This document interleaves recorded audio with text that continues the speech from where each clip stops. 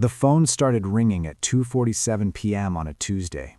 I was flat on my back beneath a Chevy Silverado, arms stretched above me, fingers slick with motor oil, when my cell vibrated against my thigh.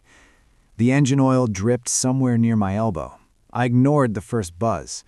Unknown number. It buzzed again, longer this time, stubborn. I sighed, slid one greasy hand into my pocket, and answered without checking the screen. Hello? Is this Nathan? Nathan Pierce? Yeah, who's this? This is Margaret. Margaret Chen, your wife's aunt. I scooted out from under the truck too fast and banged my shoulder on the frame. I blinked up at the fluorescent lights of my shop, confused. Oh, hi Margaret. Is everything okay? There was a pause on the other end. Not the kind where someone's thinking of the right words, but the kind where something heavy is about to drop. Nathan, I'm calling because I'm worried about Lisa. I haven't heard from her in months. Is she all right? My stomach dropped so hard it felt like I'd missed a step on a staircase. What do you mean you haven't heard from her? She's been visiting you every other weekend for the last 4 months. Silence. Then her voice, tighter now. Nathan, I haven't seen Lisa since Christmas, and I'm not sick. I never was. The wrench slipped out of my hand and hit the concrete with a sharp metallic crack that echoed through the garage. What? I don't know what she's told you, Margaret said carefully, but she hasn't been here, not once. My brain started racing so fast it made me dizzy. 4 months, 16 weekends, 4 months of Aunt Margaret needs me. 4 months of overnight bags packed by the door and soft kisses goodbye before sunrise. 4 months of her driving south and coming home Sunday nights tired but dutiful. 4 months of lies stacked neatly on top of each other. Nathan, are you still there? I was, but the garage suddenly felt suffocating. The air was thick with exhaust and heat, and it felt like someone had sealed the bay doors shut. Where is she? Margaret asked, worry cutting through her voice. Where has she been going? That was the moment it hit me. I had no idea. I didn't know where my wife had been spending her weekends. I didn't know who she was with. I didn't even know if I'd known her at all these last 4 months. But I was about to find out. If you want to know what I found when I tracked her phone that night, hit subscribe, because what I discovered wasn't just an affair. It was something so much worse. My name is Nathan Pierce. I'm 38 years old, and I've been a mechanic in Bend, Oregon for 15 years. I own a small 2-bay shop on the east side of town called Pierce Auto Repair. It's nothing special. One lift that groans when it rises, mismatched chairs in the waiting area, and a coffee pot that's usually been sitting since 9 a.m. But it's mine. I built it from nothing. I work 6 days a week, open at 7, close when the last car's done. My hands are permanently stained. My back aches most nights. But it's honest work. I fix what's broken. At least, I thought I could. My wife, Lisa, was a dental hygienist. We met 10 years ago at a friend's backyard barbecue. She laughed at one of my terrible jokes about carburetors, and I remember thinking I wanted to hear that laugh for the rest of my life. She had this way of looking at things like the world was slightly crooked in a funny way. Like if you tilted your head just right, everything made sense. We got married 3 years later. Small ceremony under string lights, folding chairs in the grass, barbecue catering. It was the kind of wedding where people stayed too late because they were genuinely having a good time. For 7 years, we were steady. Not some fairy tale, not posting perfect photos every week, but steady. I left for the shop at 7 every morning. She headed to the dental office by 8. We'd meet back at home around 6, cook dinner together, argue over what to stream, fall asleep on the couch half the time. Weekends were ours. Hiking trails outside town, a brewery downtown, wandering through the farmer's market with coffee in hand. Ordinary, solid. Until 4 months ago. Late January, Lisa walked in the door after work looking different. Not sick, not tired, worried. She set her purse down slowly. I just got off the phone with Aunt Margaret, she said. Everything okay? I asked from the couch. Not really. She's sick, really sick. Margaret lived about 2 hours south in Klamath Falls. Quiet woman, never married. I'd met her a few times over the years, polite, reserved, always sent us Christmas cards with $5 bills tucked inside. What's wrong with her? They're not sure yet. Something autoimmune. They're doing tests. She's scared, Nate. She doesn't have anyone else. Lisa's parents were gone. Margaret was the only close family she had left. What do you need? I asked. I think I should go see her this weekend, just to check in, make sure she's okay. Of course, I said immediately. Want me to come? She shook her head. You've got that transmission rebuild Saturday. I'll just go for the night, be back Sunday. It made sense. I did have a big job scheduled. So Saturday morning she packed an overnight bag, kissed me, and drove off. She came back Sunday evening looking tired. How's Margaret? Hanging in there, scared, but the doctors are optimistic. Good, I said. Let me know if you need to go again. I probably will. She needs me. And that was it. Reasonable. Simple. Except it kept happening. Every other weekend, like clockwork. Bag packed, early departure, Sunday return, same update. Still waiting on tests, still scared, still grateful. I didn't question it. Why would I? She was being a good niece. I was proud of her. Looking back, the signs were there. She started dressing differently for those trips. Not sweats or comfortable clothes like you'd wear sitting in a hospital room. Nice jeans, a blouse I hadn't seen before, a hint of perfume. You're getting dressed up to visit someone sick, I teased once. Margaret likes when I look put together, she said lightly. Makes her feel normal. That made sense at the time. Then her phone changed. Lisa used to leave it anywhere. Counter, couch, bathroom sink. Around February, it was glued to her hand, always face down, always silenced. If I walked into a room while she was texting, the screen would go dark. Who's that? I'd ask. Work or Margaret.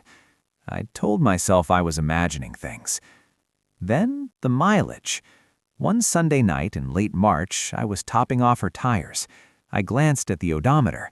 She'd left Saturday morning and come back Sunday evening. Klamath Falls is about 140 miles away. Round trip should have been around 280. Her odometer showed she'd driven over 600 miles. I stood there staring at the numbers like they might rearrange themselves into something reasonable. Maybe she drove Margaret to appointments. Maybe she took a scenic route. Maybe. The next trip, same thing. The one after that, even more miles. The doubt lodged itself in me like a splinter. Small, irritating, impossible to ignore.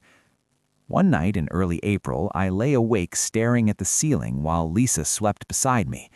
I thought about the mileage, the clothes, the phone, the way she came home and headed straight to the shower, the way she seemed distracted for a day or two after each trip, like part of her hadn't come back yet.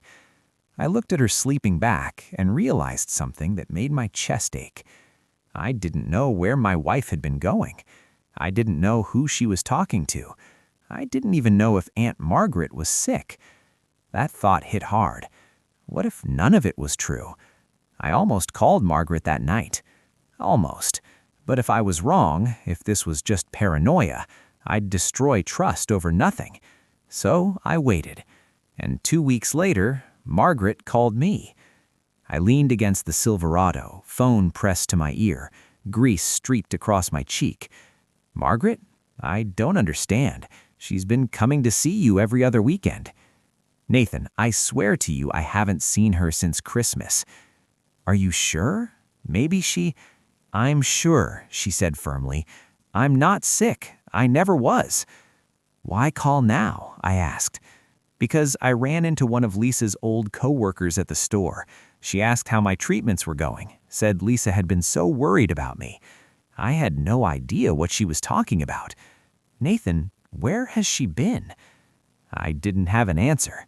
We hung up, and I stood in my garage surrounded by engines and toolboxes, and it felt like the ground had tilted beneath me. 4 months, 16 weekends, hundreds of miles. All lies. I didn't call Lisa, not yet. I went into my tiny office, shut the door, and sat at my desk. My hands were shaking as I opened my laptop and logged into our cell phone account. We shared a plan. I could see call logs, data usage, 4 months of records loaded on the screen. There it was, a number I didn't recognize.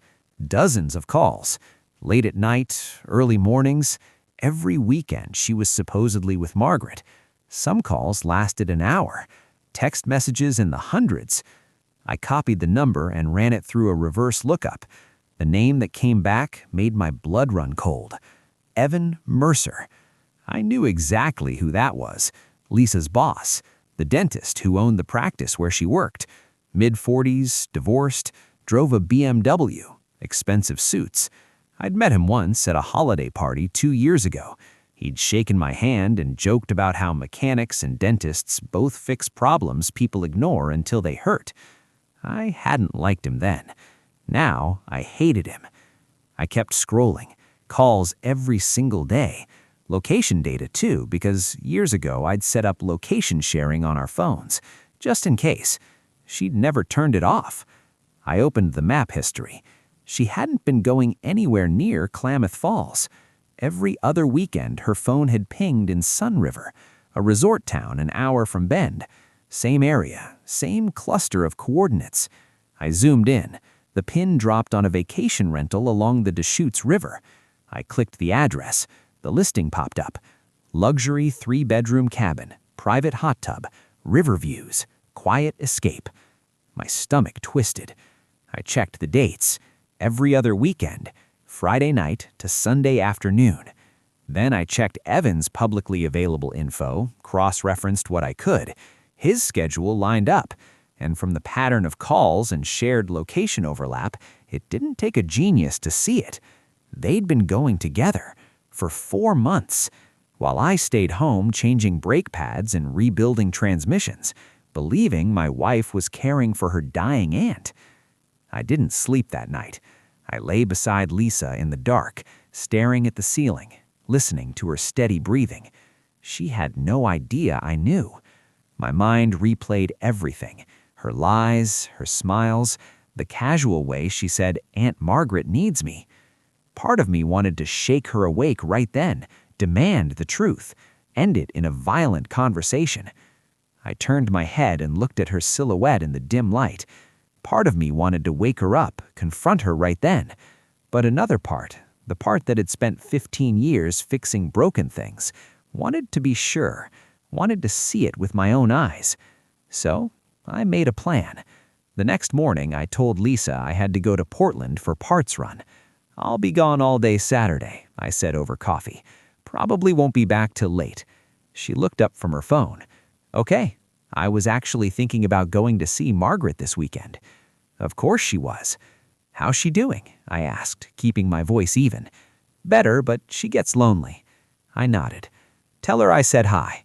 "I will." She smiled and I smiled back. 2 liars sitting across from each other, pretending everything was fine. She didn't go toward Klamath Falls. She went west, toward Sun River. I stayed 3 cars back, heart pounding, hands tight on the wheel. An hour later, she pulled into the driveway of a cabin on the river, the same one from the rental listing. I parked down the road, hidden by trees, and watched. 5 minutes later, another car pulled up, a black BMW. Evan Mercer stepped out. He walked to Lisa's car. She got out, and he kissed her. Not a peck, not a friendly hug, a kiss that said they'd done this 100 times before. They grabbed bags from the trunk and walked into the cabin together, laughing. I sat in my truck, hands shaking, vision blurring, and I realized this wasn't just an affair. This was a whole second life. I didn't storm in. I didn't bang on the door or make a scene. I sat there for an hour watching the cabin, trying to process what I'd just seen. Then I drove home. I didn't cry. I didn't rage. I just drove. And by the time I pulled into my driveway, I knew exactly what I had to do. I called the lawyer Monday morning. Her name was Karen Reeves. She'd handled the buddy's divorce a few years back. He said she was tough but fair. I sat in her office and told her everything. The trips, the lies, the phone records, the cabin. She listened, took notes, didn't interrupt. When I finished, she leaned back in her chair. Do you want to try to save the marriage? No. Good, because from what you've described, she's been planning this for a while. And if she's been using marital funds to finance this affair, we can use that. What do you mean? Karen pulled up a notepad. If she's been paying for that cabin, for trips, for anything related to this relationship, and she used joint accounts or credit cards, that's dissipation of marital assets. We can argue she owes you reimbursement. I hadn't thought of that. How much are we talking? Depends, but if she's been renting that cabin twice a month for 4 months, plus gas, meals, whatever else, could be $10,000 or more. I felt a grim satisfaction settle in my chest. What do I need to do? Document everything. Bank statements, credit card records, phone logs. I'll file for divorce and request a temporary restraining order on joint accounts so she can't drain them. How long will this take? Depends on whether she fights it, but with the evidence you have, I'd say we're in a strong position. I signed the retainer agreement and left. For the first time in weeks, I felt like I was doing something instead of just drowning. I didn't tell Lisa I knew. Not yet. I played the part, came home, made dinner, asked about her day. She told me about work, about patients, about Aunt Margaret. She's doing better, Lisa said, smiling. The new medication is helping. I nodded. That's great. And inside, I felt nothing. The papers were served on a Thursday. I wasn't there when it happened. Karen advised me to be somewhere public, somewhere with witnesses in case Lisa tried to claim I was threatening or violent. So I was at the shop under a Honda Accord when my phone buzzed. A text from Karen. Papers delivered. She signed for them at 2:47 p.m. I slid out from under the car and checked the time. 2:51 p.m. Any minute now, my phone would ring. It did. Nathan, what the hell is this? Lisa's voice was shaking. Not sad, angry. Divorce papers, I said calmly. I can see that. Why? What's going on? You tell me, Lisa. Silence. I don't know what you're talking about. Really? You don't know? No. I took a breath. How's Aunt Margaret? Another pause, longer this time. She's fine. Why? That's funny, because I talked to her last week. She said she hasn't seen you in months. She also said she's not sick, never was.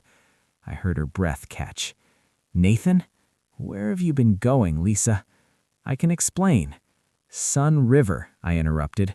You've been going to Sun River with Evan. The line went dead silent. Then quietly, how did you know? Does it matter? Nathan, please, just let me explain. There's nothing to explain, I said. You lied to me for 4 months. You used your sick aunt as a cover to go bang your boss.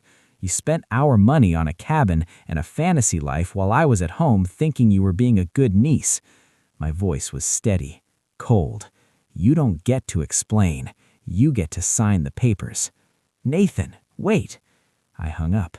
She came home that night. I was in the garage organizing tools when I heard her car pull in. She walked in, eyes red, makeup smudged. We need to talk, she said. No, we don't. Nathan, please, just listen. I set down the wrench I was holding and turned to face her. Okay, talk. She took a breath. It wasn't supposed to happen. Evan and I, we were just friends at first, but things got complicated. I was lonely. You were always working. Don't, I interrupted. Don't blame this on me. I'm not. I'm just saying we grew apart. And Evan, he made me feel... I don't care how he made you feel, I said. You're my wife. You made vows. If you were unhappy, you should have told me, not lied to me for 4 months. She wiped her eyes. I know I messed up, but we can fix this. We can go to counseling. No, Nathan. No, I repeated. You don't get to cheat on me, lie to me, and then ask me to fix it. That's not how this works. She started crying harder. I love you. No, you don't, I said quietly. If you loved me, you wouldn't have done this. I walked past her into the bedroom and locked the bedroom door. She slept on the couch that night. Over the next 2 weeks, Karen worked fast. We subpoenaed bank records, credit card statements, phone logs. Everything Lisa had tried to hide came to light. The cabin rentals, $2,400 a month for 4 months, $9,600 total. Gas, hotels, miscellaneous expenses, $1,500. Total, $14,100 in marital funds spent on her affair. Karen filed a motion for reimbursement. Lisa's lawyer tried to argue it was personal spending and not dissipation. Karen destroyed that argument with a single sentence. Personal spending on an extramarital affair is the textbook definition of dissipation. The judge agreed. Lisa was ordered to reimburse me $14,100 from her share of the marital assets. But that wasn't the worst part for her. The worst part came when Evan found out. See, Evan was still married, separated but not divorced, and his wife, Jennifer, was very interested in knowing where he'd been spending his weekends. I didn't tell her, but someone did. Maybe it was Margaret, who was furious when she found out Lisa had used her as a cover. Maybe it was one of Lisa's co-workers who'd seen the texts and put 2 and 2 together. I don't know. But 2 weeks after I filed for divorce, Evan's wife filed too, and she named Lisa as a co-respondent. In Oregon, you can't sue for alienation of affection, but you can make someone's life very, very uncomfortable. Jennifer went scorched earth. She told everyone at the dental practice. She posted on social media. She made sure everyone knew exactly what kind of person Lisa was. Within a month, Lisa had resigned from the practice, not because she was fired, because she couldn't stand the looks, the whispers, the judgment. The divorce was finalized in October. I kept the house, the shop, my truck. Lisa got her car, her retirement account, and a check for her half of the equity in the house, minus the $14,100 she owed me. She moved to Eugene, started over. I heard through mutual friends that she and Evan didn't last. Turns out when you build a relationship on lies, it doesn't have a strong foundation. Who knew? I didn't date for a year. I focused on work, on rebuilding my life, on learning to trust again.